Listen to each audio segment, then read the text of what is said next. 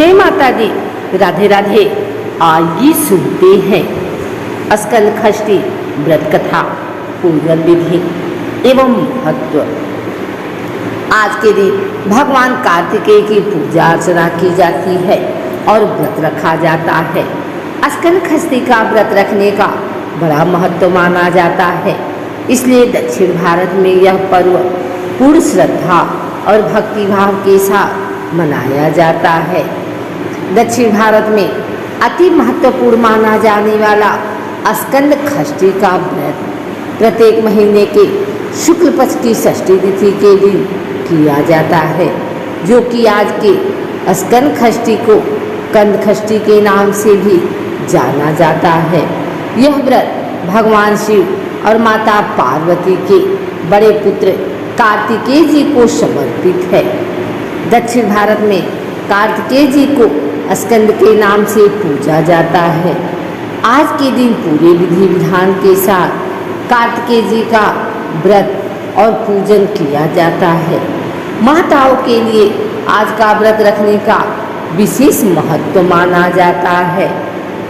पौराणिक कथा के अनुसार शुक्ल पक्ष की षष्ठी तिथि के दिन भगवान शिव और माता पार्वती के पुत्र भगवान कार्तिकेय ने तारकासुर नाम के राक्षस का वध किया था।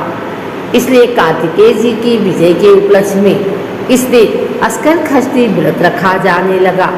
मान्यता है कि स्कंद षष्ठी यानी कि आज के दिन भगवान कार्तिकेय का विधि विधान के साथ व्रत और पूजन करने से साधक शत्रुओं पर विजय प्राप्त करता है और जीवन में चल रही समस्याओं से भी छुटकारा मिल जाता है। आज का व्रत महिलाओं के लिए भी बहुत महत्वपूर्ण माना जाता है। धार्मिक मान्यताओं के अनुसार आज के दिन महिलाएं संतान की लंबी उम्र, सुख समृद्धि और खुशहाली के लिए व्रत रखती हैं। संतान प्राप्ति की इच्छा के लिए भी स्कंद षष्ठी व्रत रखना बहुत ही शुभ और फलदायी माना जाता है। स्कंद षष्ठी के दिन सुबह जल्दी उठकर नित्य क्रिया के बाद घर की साफ सफाई करें। इसके बाद स्नान करें और धुले हुए साफ और स्वच्छ वस्त्र धारण करें। इसके बाद स्कंद षष्ठी का व्रत करने का संकल्प करें। अब पूजा स्थल या घर के मंदिर के अच्छे से साफ सफाई करें। स्कंद षष्ठी के दिन भगवान कार्तिकेय के साथ साथ उनके माता पिता भगवान शिव और माता पार्वती जी का भी पूजन करने की परंपरा है। इसलिए स्कंद षष्ठी के दिन संपूर्ण शिव परिवार की पूजा करनी चाहिए। इसके लिए आज के दिन पूजा के लिए ऐसी तस्वीर या प्रतिमा रखें जिसमें संपूर्ण शिव परिवार हो। अब दीपक और धूप जलाकर पूजा शुरू करें। इसके बाद सभी को फल, फूल, सिंदूर, अक्षत और मौली अर्पित करें। फिर मिठाई का भोग लगाएं और व्रत कथा सुने। कथा पूरी होने के बाद आरती करें और भगवान से पूजा के दौरान होने वाली गलतियों के लिए क्षमा याचना करें।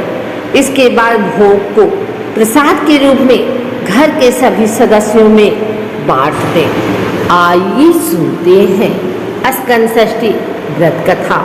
शिव के दूसरे पुत्र कार्तिकेय की जन्म की कथा भी विचित्र है।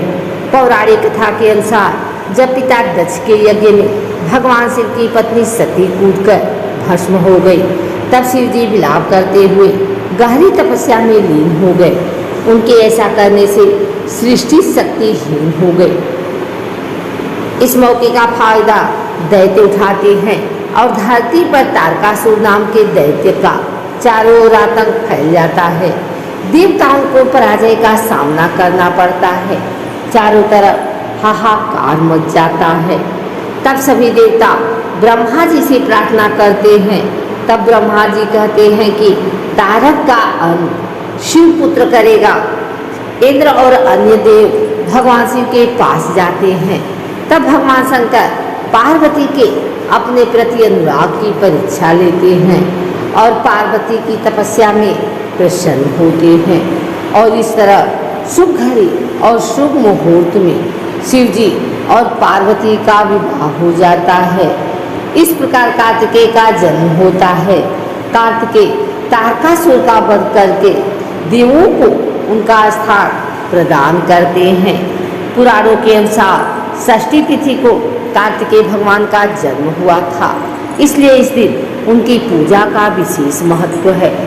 शिव के ज्येष्ठ पुत्र कार्तिकेय को सुब्रमण्यम, मुरुगन और स्कंद भी कहा जाता है। कार्तिकेय की पूजा मुख्यतः दक्षिण भारत में होती है।